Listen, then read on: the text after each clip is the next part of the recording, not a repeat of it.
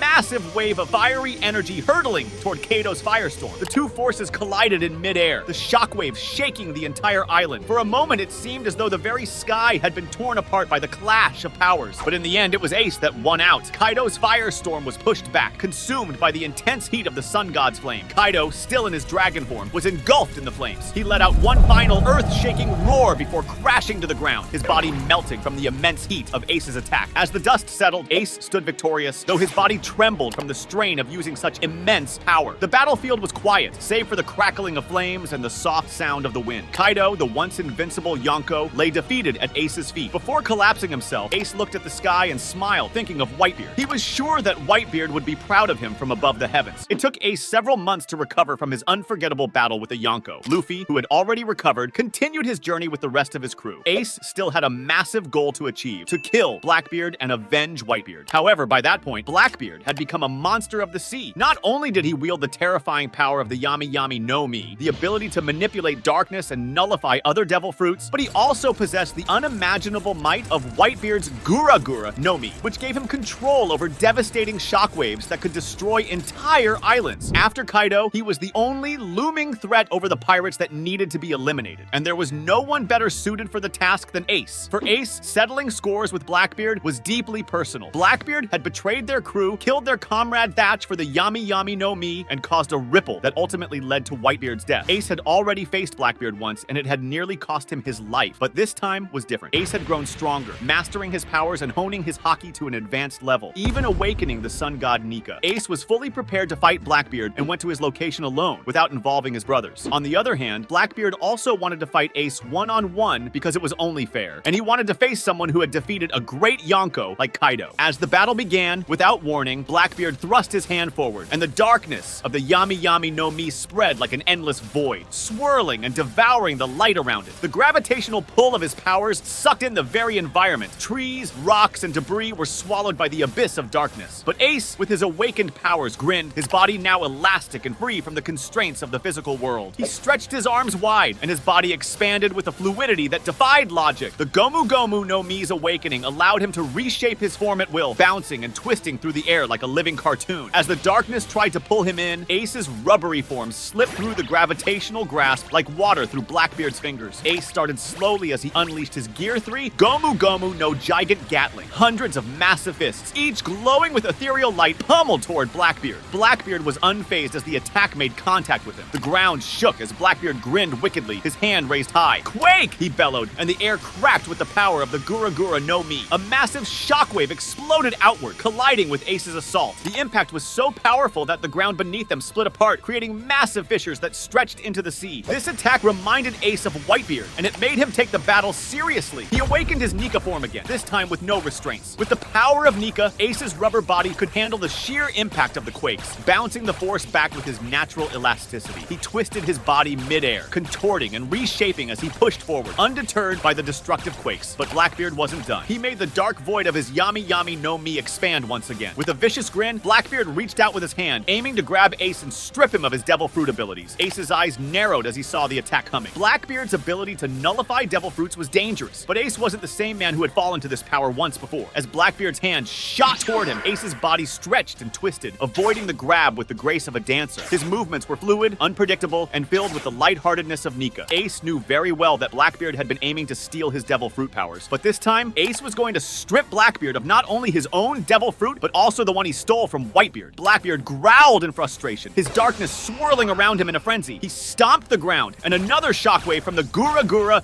no Mi blasted toward Ace. The island was breaking apart, the sheer force of their clash threatening to destroy everything around them. Ace's body expanded and grew until he towered over the battlefield, a giant made of rubber and light. His laughter echoed across the island, filling the air with an infectious sense of joy and hope. He stretched his arms wide, and the very sky seemed to respond to his call. He gathered all his power into a single massive punch, the very essence of the sun god Nika infused into his fist. The ground shook as his arms stretched back, glowing with the power of liberation. Ace's Gomu no Gigant Bajrang gun literally shook the heavens as he unleashed it against Blackbeard, who was in shock as he saw his demise right before his eyes. He roared in defiance, unleashing the full power of the Gura Gura no Mi in one final desperate attempt to counter Ace's strike. A colossal shockwave erupted from his body, colliding with Ace's punch. The impact was disastrous. The very fabric of the island tore apart as light and darkness clashed, the shockwaves rippling through the air like a storm. For a moment, it seemed as though the world itself would be split in two by the sheer force of their powers. But in the end, it was Ace who stood victorious. The light of Nika's power overwhelmed the darkness of Blackbeard's Yami no Mi. Blackbeard's body was sent crashing into the earth, his laughter silenced as he was buried beneath the rubble. As the dust settled and the sky cleared, Ace stood tall, his body returning to its normal size. The battle was over, and Blackbeard had been defeated. He had finally done it. He had avenged Whitebeard, protected his family, and emerged victorious in the battle that would define his legacy. For Ace, this was the dawn of a new era, one where he would continue to fight alongside his brother Luffy and the Straw Hat Pirates, not as the reckless young pirate he once was, but as a liberator, a protector, and the embodiment of freedom. The sun god Nika had awakened, and Ace would carry that light forward into the future. If you liked the video, make sure to subscribe and click the notification bell for more videos like this one.